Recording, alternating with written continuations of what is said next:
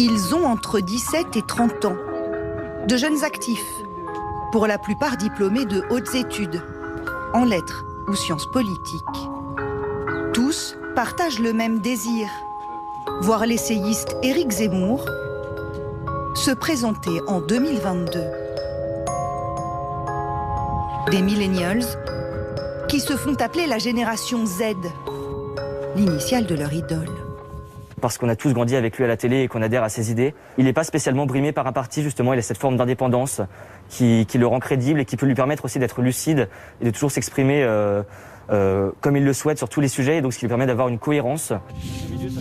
Jean a 19 ans, il est étudiant en prépa lettres. Avec une vingtaine de camarades, il sillonne Lyon aux premières heures du jour. Certains sont d'anciens insoumis, d'autres des transfuges du Rassemblement national ou des Républicains, de jeunes militants avec un discours déjà bien rodé.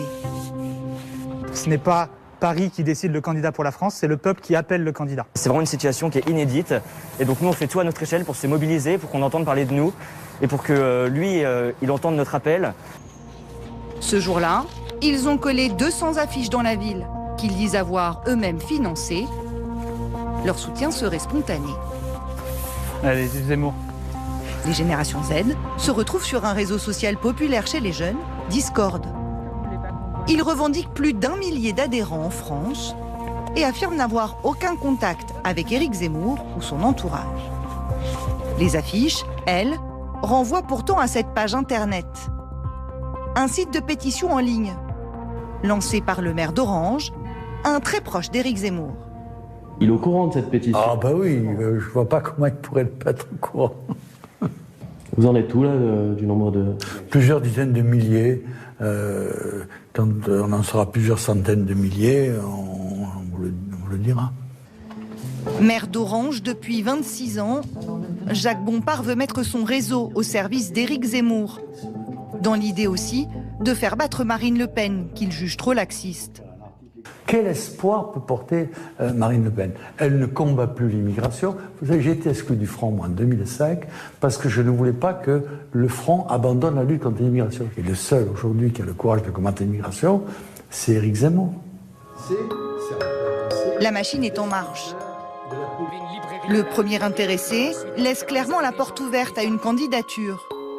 Il a choisi d'envoyer un signal à son public via ce média en ligne proche de l'extrême droite. J'ai longtemps pensé que cela suffisait.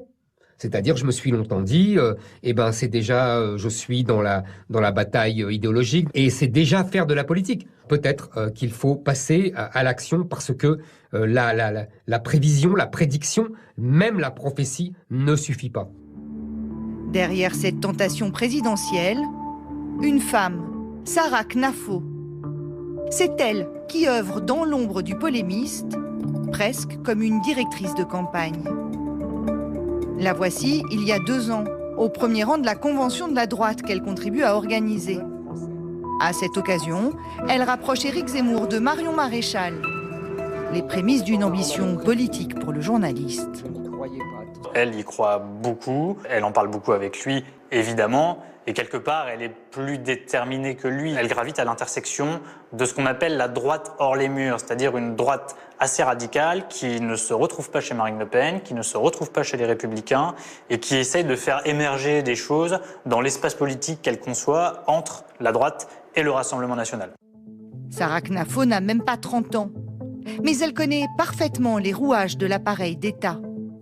C'est une brillante énarque. Elle est sortie de la promotion Molière de l'ENA en 2019 et elle est sortie dans la botte, c'est-à-dire dans les premiers postes qui sont attribués à la sortie de l'ENA. Et elle a choisi la Cour des comptes, donc l'un des fameux grands corps de l'État. Et en fait, ces gens-là, parmi lesquels gravite Sarah Knafo, ce sont des gens qui veulent avoir qu'à appuyer sur un bouton le jour où Zemmour dit qu'il y va. Et pour l'en persuader, elle organise des dîners chez elle dans son appartement du quartier latin.